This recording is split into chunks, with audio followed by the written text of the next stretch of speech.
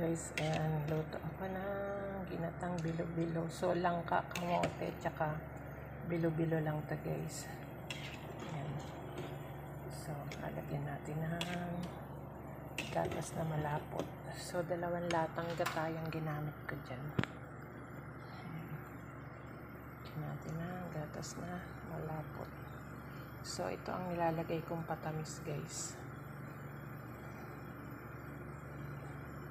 So, tikman muna natin. Kasi yung langka is minatamis ko na yun eh. Baka sumobra tamis.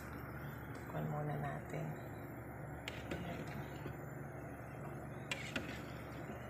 Walang saging to. Hindi ako nakabili ng debote na saging. So, ayan guys. Ang daming langka na yun.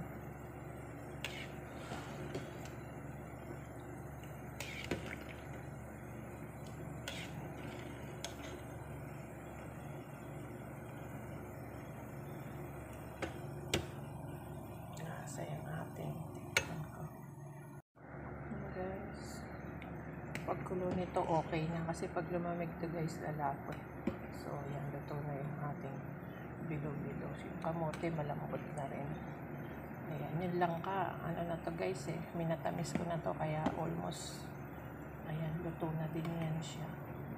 So pakukuluin na lang natin kasi dinagdagan ko pa siya ng gata. Pero almost done na yan.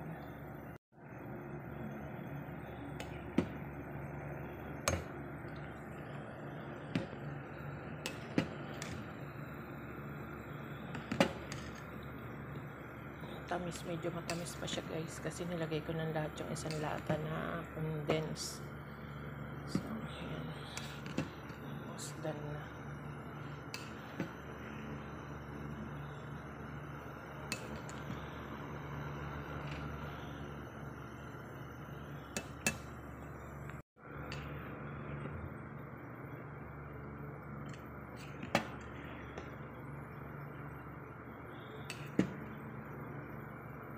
Daming langka nito guys, isang supot, kalahating buo, isang buo yung langka ko na minatamis. So hinati ko yun, naluto siya.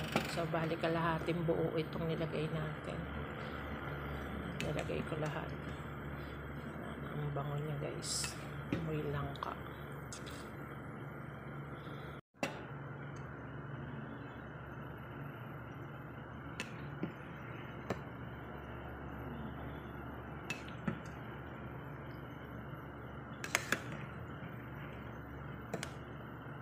So, mamaya paglamig niyan guys, lalapot yan.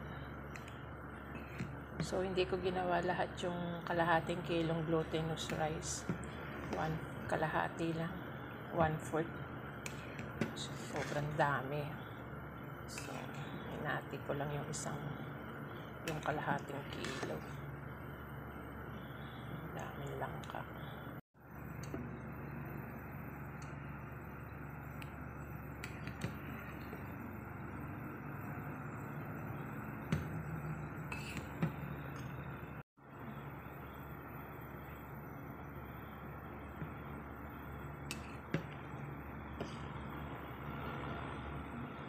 Durog na yung langka. Okay na to guys.